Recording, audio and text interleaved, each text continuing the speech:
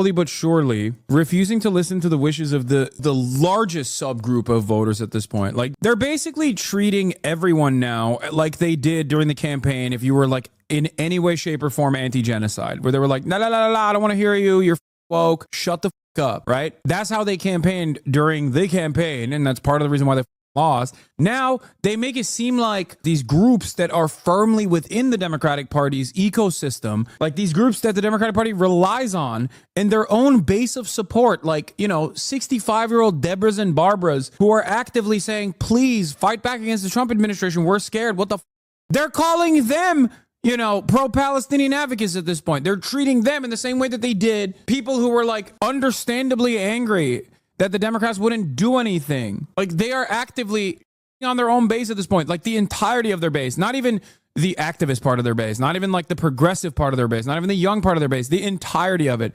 Once you're yelling at like 55-year-old moms and 65-year-old grandmas for telling you like do something, anything against the Trump administration, you're done. You have no support. You have no base support whatsoever. You can't treat every single person like they are, climate justice sunrise movement protesters. You shouldn't treat them that way either. But the Democrats have gone far too long mistreating its own base of support, the most active part of their base, and all of these grassroots movements with so much ire, with so much disdain. And now they're doing that to liberal ass grandma, MSNBC voters, MSNBC watchers. It's crazy. They are disgusting. Democratic voters feel, get this, the plurality of Democratic voters disapprove of Democrats in Congress at 49% and just 40. Yeah, they want a fighter. Democrats want a fighter. They've always wanted a fighter. Anyone that has told you on television they do not want a fighter, that the Dems actually don't want to fight. They want someone who will capitulate and find the reasonable middle ground is a moron. Democratic voters have always wanted a fighter. There's no better living, breathing, microcosmic example of this than me going on the Pod Johns and basically saying the exact same things that I always say, but in front of an audience that seemingly had never heard this perspective before, where they were like, oh my God, I didn't realize that there was like a different way possible. Like there was some different serious commentary, serious criticisms launched against Democrats that I agree with. They were shocked because they've been kept captive almost by MSNBC. It's truly, truly alarming. Percent approve.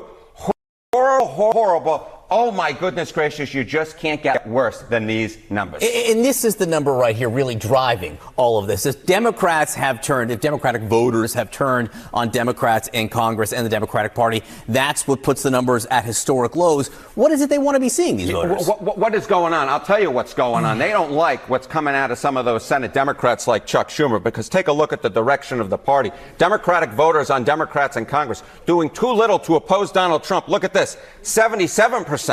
Should stay principled, even if it means nothing gets done in Washington, D.C. Like, this is virtually the entirety of the Democratic base of support, like the overwhelming majority, the super majority of the Democratic base of support actively advocating for things that I've been saying and yelling about for years. Get to work, Democrats, right? And the Dems are just going, la, la, la, la, la, la, la, I can't hear you. I can't hear you. Shut the up. The level of disdain and the level of disgust that they have for their entire base, not just like select few parts of their base, but the entirety of their base, is alarming. You work for us, you animals. You work for us. We don't work for you. You work for us. That's why I get so angry at liberals who even come in here now and say, oh, aren't you worried about your decisions now?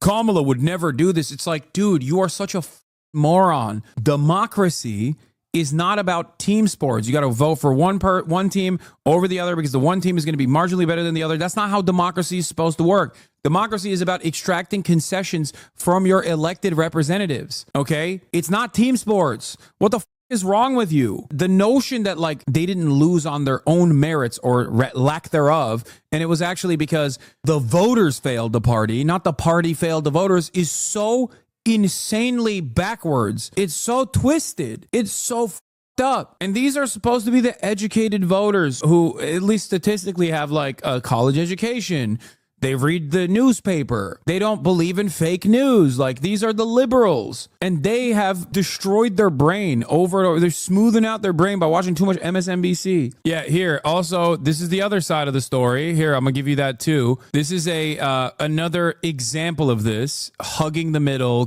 moderation, and hugging and kissing right-wing fascists. It doesn't work. Gavin Newsom wants to be president. Okay, so what did he do? He set up a podcast. He heard that, like, podcasts are so important for winning elections. Guess what, dude? Here's new data on the reaction to Gavin Newsom's new podcast. Favorability amongst liberals has declined from 40% to 30%. While some Republicans agree with the stances, they overwhelmingly viewed him as insincere, calling him fake and pandering. His net favorability went from +4 to a -6 to a 10-point swing in the wrong direction. Only 13% of voters had an improved perception of him, and only 1 in 5 said the podcast made them want to tune in for more. It doesn't even work in the sphere of podcasting. And Democrats are so one note on this, like, let's hug and kiss the middle. Let's find this, like, reasonable moderate between Steve Bannon and Gavin Newsom, that they even fail at podcasting. I don't understand what these guys are doing. It feels like they just look to some of the most historically unpopular figures like Kyrsten Sinema or Joe Manchin within the Democratic Party, and they're like, we need to be more like that. What are you doing? Why are you doing this? At this point, it's just a podcast, right? It's just a podcast. You want to win an election, don't you? You want to win elections. You want to have a successful podcast. It doesn't make any sense whatsoever to behave like this, to operate like this. It doesn't make sense at all. Jesus Christ. Looks like Democrats are saying we don't want to hug the middle. New NPC poll shows 2-1 Democratic leaders to fight back, even if it means partisan gridlock. It is funny to me, though. Like, they are at the very least honest, it seems. They are at the very least honest. Like, the Democrats seemingly are intellectually and morally consistent on this, where they're like, yeah, even if my podcast fails, I still don't care. I'm still going to abide by this weird ass attitude that there is some semblance of like if I were to advocate for the moderate middle, like, then magically someday people will come to terms with what I'm doing. Dems are partnering with more creators, though some worry about an over-reliance on the same friendly/safe group.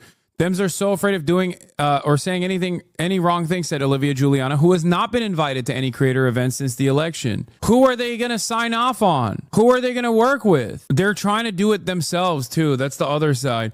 Dude, that's so funny that Olivia Giuliana is not considered considered safe enough. That's amazing. Oh, that's so awesome. David Pacman. Yeah. Brian Tyler Cohen.